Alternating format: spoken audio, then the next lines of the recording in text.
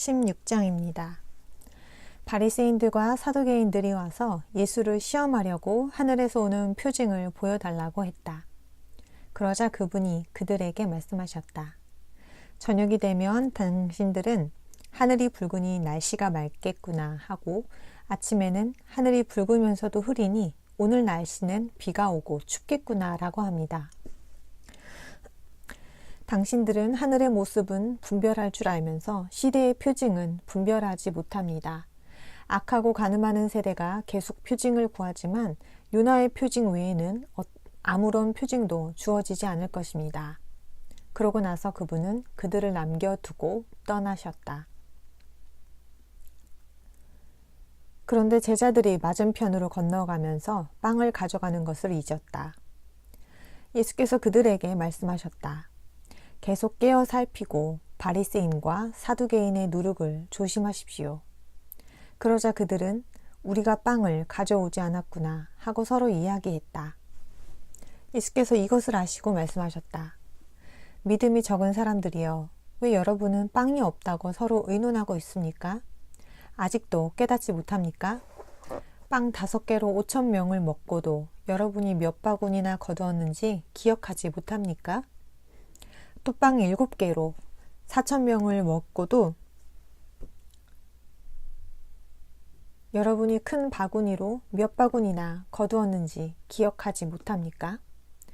내가 여러분에게 빵에 대해 말한 것이 아님을 어째서 깨닫지 못합니까? 바리새인과 사두개인의 누룩을 조심하십시오. 그제야 그들은 그분이 빵의 누룩이 아니라 바리새인과 사두개인의 가르침을 조심하라고 말씀하시는 것임을 깨달았다. 예수께서 카이사레아 빌립보 지방에 가셨을 때에 제자들에게 사람들이 사람의 아들을 누구라고 합니까? 하고 물으셨다. 그들이 대답했다. 침례자 요한이라고 하는 사람도 있고 엘리야라고 하는 사람도 있고 또 예레미야나 예언자 중 한 분이라고 하는 사람도 있습니다. 그분이 그들에게 그러면 여러분은 나를 누구라고 생각합니까? 하고 물으셨다. 시몬 베드로가 대답했다. 주는 그리스도이시며 살아계신 하느님의 아들이십니다. 그러자 예수께서 말씀하셨다. 요나의 아들 시몬, 당신은 행복합니다. 살과 피가 아니라 하늘에 계신 내 아버지께서 그것을 당신에게 알려주셨기 때문입니다. 또한 당신에게 말합니다. 당신은 베드로입니다. 이 반석 위에 내가 나의 회중을 세울 것이니 무덤의 문이 그것을 이기지 못할 것입니다. 내가 당신에게 하늘 왕국의 열쇠들을 주겠습니다. 무엇이든지 당신이 땅에서 묶는 것은 하늘에서 이미 묶여 있는 것이며 무엇이든지 당신이 땅에서 푸는 것은 하늘에서 이미 풀려 있는 것입니다. 그러고 나서 그분은 자기가 그리스도라는 것을 아무에게도 말하지 말라고 제자들에게 단단히 이르셨다. 그때부터 예수께서는 자신이 예루살렘으로 가서 장로들과 수제사장들과 서기관들에게 많은 고난을 받고 죽임을 당했다가 셋째 날에 일으켜져야 한다는 것을 제자들에게 알려주기 시작하셨다. 그러자 베드로가 그분을 따로 모시고 가서 이렇게 나무라기 시작했다. 주여, 자신에게 좀 더 너그러워지십시오. 결코 그런 일이 주께 일어나서는 안 됩니다. 그러나 그분은 등을 돌리고 베드로에게 말씀하셨다. 사탄, 내 뒤로 물러나시오. 당신은 나에게 걸림돌이오. 당신이 하느님의 생각이 아니라 사람의 생각을 하기 때문이요. 그러고 나서 예수께서 제자들에게 말씀하셨다. 누구든지 나를 따라오려면 자기를 부인하고 자기 형주를 지고 계속 나를 따르십시오. 누구든지 자기 목숨을 구하는 사람은 그것을 잃을 것이고 나를 위해 자기 목숨을 잃는 사람은 그것을 얻을 것입니다. 사실 사람이 온 세상을 얻고도 자기 목숨을 잃으면 무슨 소용이 있겠습니까? 또 사람이 자기 목숨을 무엇과 바꾸겠습니까? 사람의 아들은 하느님의 영광 중에 자신의 천사들과 함께 올 것입니다.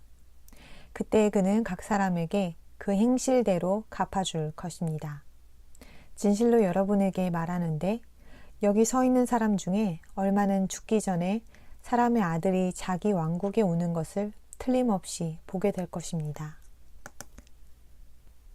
17장입니다. 6일 뒤에 예수께서는 베드로와 야고보와 그의 형제 요한을 따로 데리고 높은 산에 올라가셨다. 그분이 그들 앞에서 변형되셨는데 그분의 얼굴은 해처럼 빛났고 겉옷은 빛처럼 눈부시게 되었다. 그리고 그들 앞에 모세와 엘리야가 나타나서 그분과 이야기를 나누었다.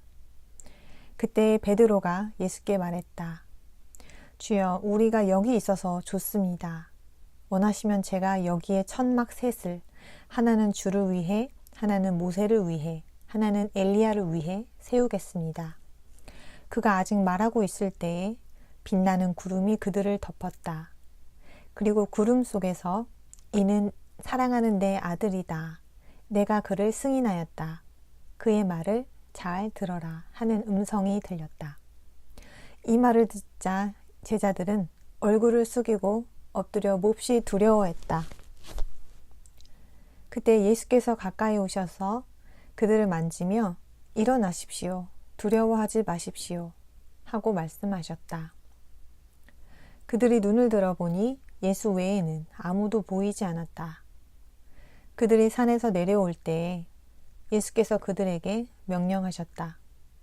사람의 아들이 죽은 사람들 가운데서 일으켜질 때까지는 이 환상을 아무에게도 말하지 마십시오. 제자들이 그분에게 물었다. 그러면 왜 서기관들은 엘리야가 먼저 와야 한다고 말합니까? 그러자 그분이 말씀하셨다.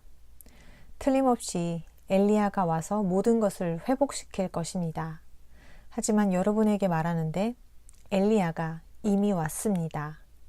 그러나 사람들은 그를 알아보지 못하고 자기들 마음대로 대했습니다. 이와 같이 사람의 아들도 그들의 손에 고난을 당할 것입니다. 그제야 제자들은 그분이 침례자 요한에 대해 말씀하셨다는 것을 깨달았다. 그들이 무리에게 다가가자 어떤 사람이 그분에게 와서 무릎을 꿇고 말했다. 주여, 제 아들에게 자비를 베풀어 주십시오. 제 아들이 간질을 앓고 있습니다. 자주 불 속에 쓰러지기도 하고 물에 빠지기도 합니다. 그래서 선생님의 제자들에게 데려갔으나 그들은 고치지 못했습니다. 그러자 예수께서 말씀하셨다. 믿음이 없고 비뚤어진 세대여, 내가 언제까지 여러분과 함께 있어야 합니까? 언제까지 여러분에 대해 참아야 합니까? 그를 내게로 데려오십시오. 그러고 나서 예수께서 악귀를 꾸짖으시자 소년에게서 악귀가 나갔으며 바로 그 시간에 소년이 나았다. 그 후에 제자들이 따로 예수께 와서 왜 우리는 악귀를 쫓아낼 수 없었습니까? 하고 물었다. 그분이 그들에게 대답하셨다. 여러분의 믿음이 적기 때문입니다. 진실로 여러분에게 말하는데 여러분에게 겨자씨만한 믿음이라도 있으면 이 산더러 여기서 저기로 옮겨가라 해도 옮겨갈 것이고 또 여러분에게 불가능한 일은 아무것도 없을 것입니다. 그들이 갈릴리에 모여 있을 때에 예수께서 그들에게 말씀하셨다. 사람의 아들은 배반당하여 사람들의 손에 넘겨져 그들에게 죽임을 당할 것입니다. 그러나 그는 셋째 날에 일으켜질 것입니다. 그러자 제자들은 몹시 슬퍼했다. 그들은 가버나움에 도착한 뒤에 2 드라크마 세를 거두는 사람들이 베드로에게 와서 당신네 선생은 2 드라크마 세를 내지 않습니까? 하고 물었다. 그는 내십니다 하고 대답했다. 그가 집에 들어가자 예수께서 먼저 말을 꺼내셨다. 시몬, 어떻게 생각합니까? 땅의 왕들이 누구에게서 관세나 인두세를 받습니까? 자기 아들들에게서입니까? 아니면 남들에게서입니까? 그가 남들에게서입니다 하고 대답하자 예수께서 그에게 말씀하셨다. 그렇다면 참으로 아들들은 세금이 면제됩니다. 그러나 우리로 인해 그들이 걸려 넘어지지 않도록 바다로 가서 낚시를 던지십시오. 맨 먼저 잡아 올린 물고기의 입을 열면 은화 한 입이 있을 것입니다. 그것을 가져다가 나와 당신을 위해 그들에게 주십시오. 18장입니다. 그때 제자들이 예수께 가까이 와서 물었다. 하늘 왕국에서는 누가 가장 큽니까? 그러자 그분이 어린아이 하나를 불러 그들 가운데 세우시고 이렇게 말씀하셨다. 진실로 여러분에게 말하는데 여러분이 돌이켜서 어린아이처럼 되지 않으면 결코 하늘 왕국에 들어가지 못할 것입니다.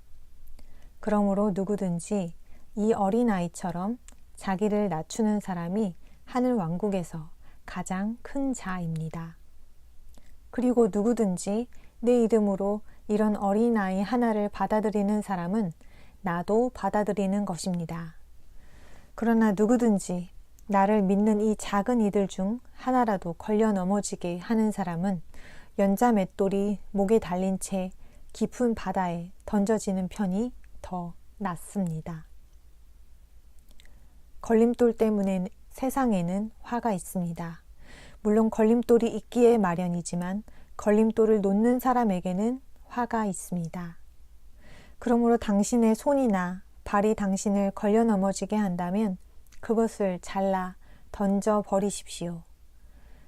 두 손이나 두 발을 가지고 영원한 불 속에 던져지는 것보다 불구자나 저는 사람으로 생명에 들어가는 것이 더 낫습니다.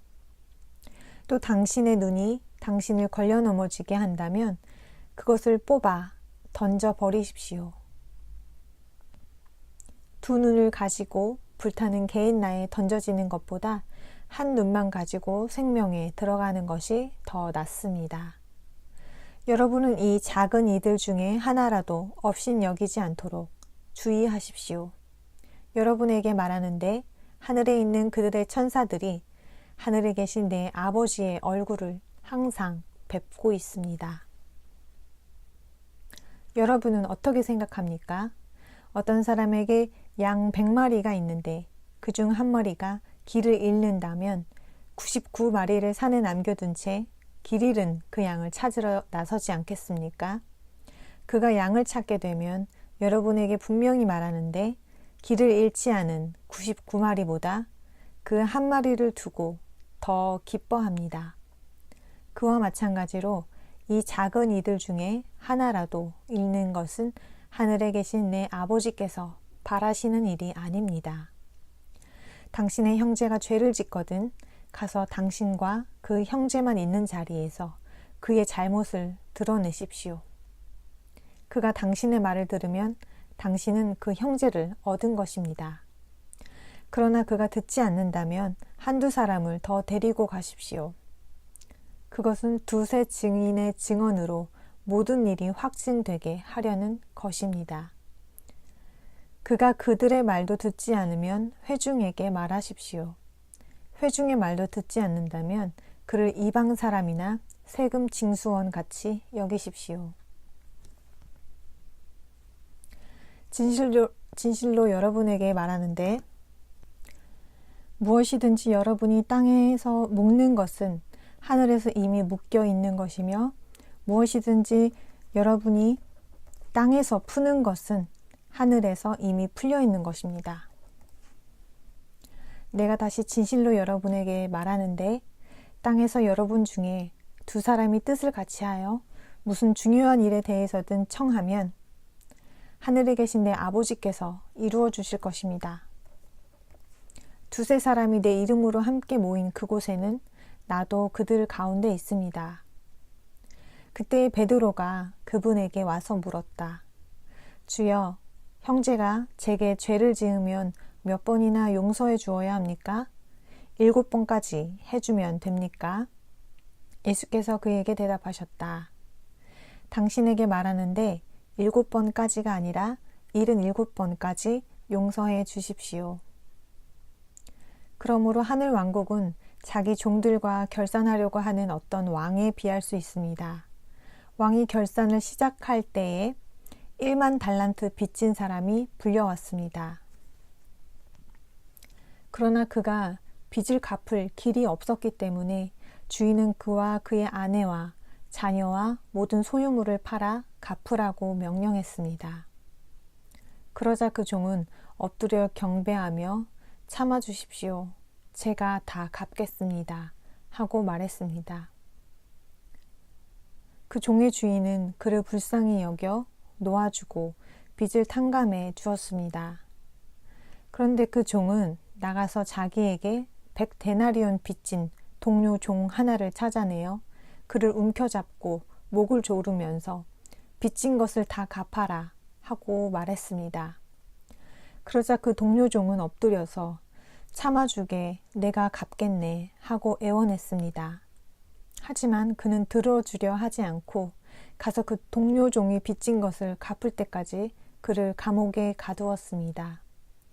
이 일을 보고 그의 동료 종들은 몹시 안타까워하며 주인에게 가서 일어난 일을 전부 알렸습니다. 그러자 주인이 그를 불러 말했습니다. 악한 종아, 내가 간청하기에 나는 너의 빚을 다 탕감해 주었다. 내가 네게 자비를 베푼 것 같이 너도 동료 종에게 마땅히 자비를 베풀었어야 하지 않느냐. 주인은 몹시 화가 나서 그를 간수들에게 넘겨주어 빚진 것을 모두 갚을 때까지 가두어 두게 했습니다. 여러분이 각각 자기 형제를 마음으로부터 용서하지 않으면 하늘에 계신 내 아버지께서도 여러분에게 그와 같이 하실 것입니다.